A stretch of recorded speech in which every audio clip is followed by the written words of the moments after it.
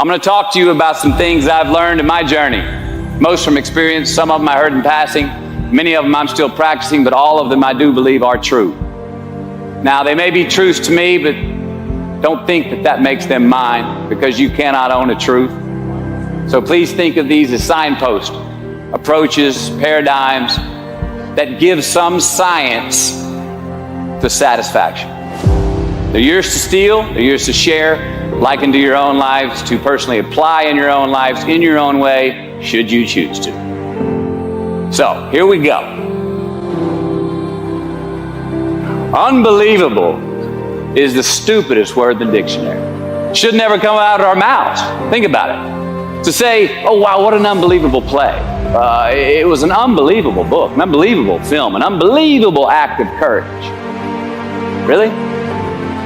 It may be spectacular, it may be phenomenal, most excellent or outstanding, but unbelievable? Give others and yourself more credit. It just happened, you witnessed it, you just did it, believe it. Give your obstacles credit. You know, once you do find your frequency on something, go forward if you're a non-tyrant and don't ask permission. And that's the not giving a damn part. I've found that the world will actually acquiesce and go, yep, I'll give you a green light on that, if you actually go forward and mean it, like you're going to do it by hook or by crook and not ask permission.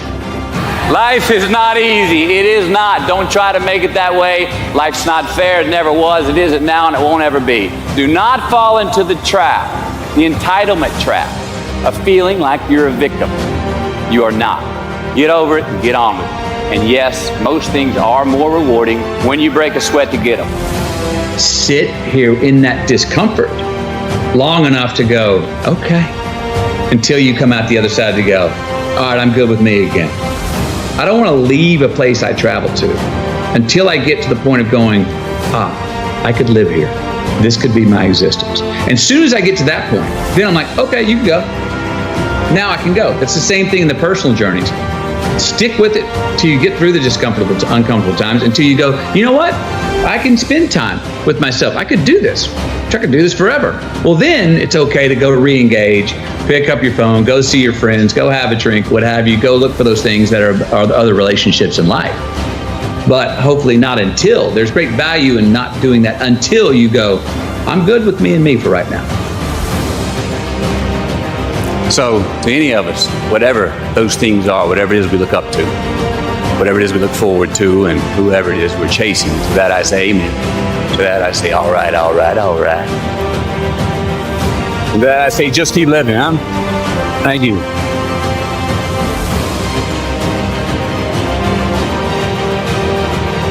You see, happiness is an emotional response to an outcome.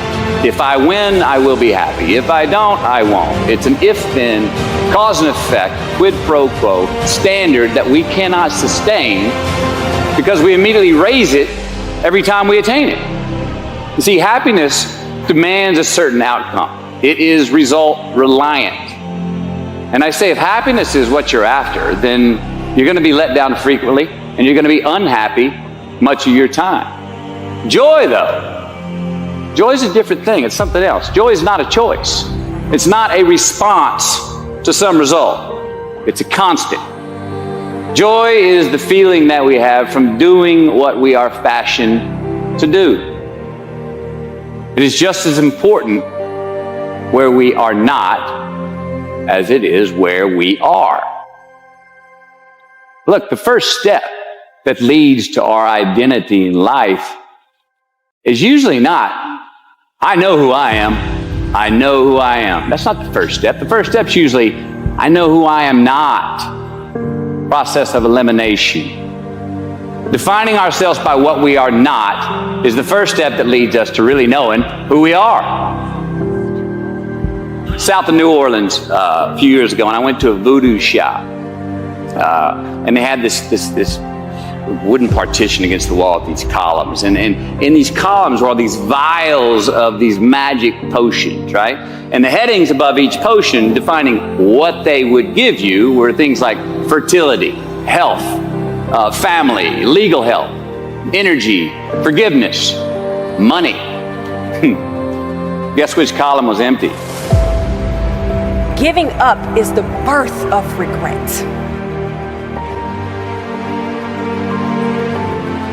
The reality of life is that we will all hear more no's than we hear yeses. In the summer of 2009, I was 19 years old, working a summer position at Target between my freshman and sophomore year at undergraduate school. I was working in the women's clothing department, and I noticed a lady staring at me from across the aisle. I figured she probably had a few screws loose, so I attempted to ignore her very intense stares. She eventually manages to make her way a little bit closer and closer to me where I was working until she eventually walks up to me and says hello. I say the famous Target quote, which is, "Hi, may I help you find something?" She then asks me, "Were you born in this country?" And I was immediately offended. And I said, "Yeah, I was born in this country." And then she says, "Do you have any kids?" I said, "No, I don't have any kids." She then asked me if I was married, and then I said, "No, ma'am, I am not married." She says, "How old are you?" I said, 19. "May I help you find something?" She then says, "You are the most beautiful girl I have seen." And I said, "Oh, thank you." I didn't work that much for my makeup, but I did the best I could, but thank you. And then she says, "I think you could be the next Miss USA." And I stare at her in pure disgust and said, "Pageants? You're telling me pageants like Sandra Bullock, Miss Congeniality. Pageants? You think I should compete in pageants? I'm in the Army, okay? We don't do pageants in the Army."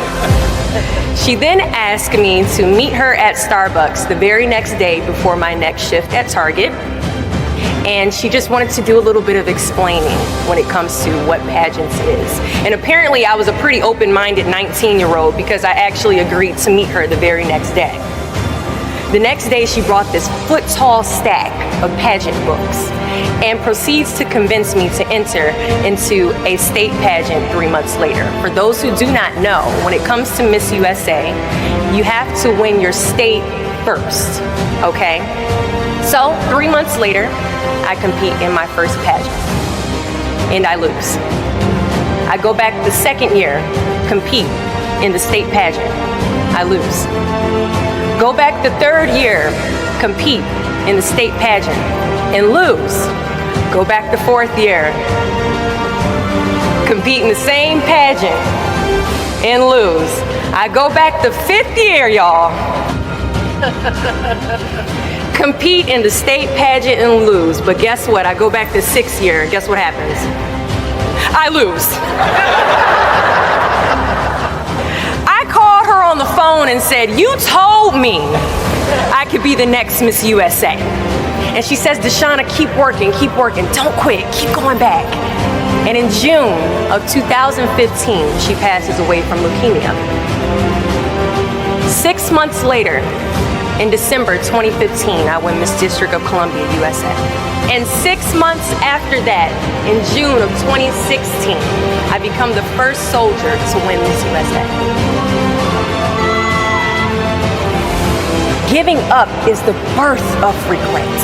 Giving up is something I did a lot of growing up, and I don't think I really challenged myself to stick anything through until I joined the track team in middle school.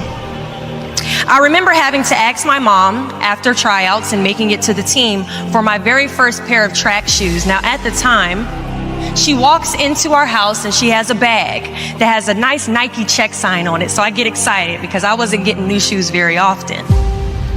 I go to take the shoe box out the bag and I notice that it says a size 9 on it. Mind you, in the 7th grade, I was a size 5. I open the box and I slide my feet into the shoe and I look at my mother and I said, "These shoes are too big." She says, "I know, I did that on purpose." I was like, "Why would you buy shoes that are too big on purpose, Mom?" And she says, "Because I know that you're going to grow into them." Coach has us line up on the starting line and he wants us to run a lap around the track. As we go to take off, I immediately fall to the ground, twist my ankle because the shoes are entirely too big. See, I couldn't run at the speed that I wanted to.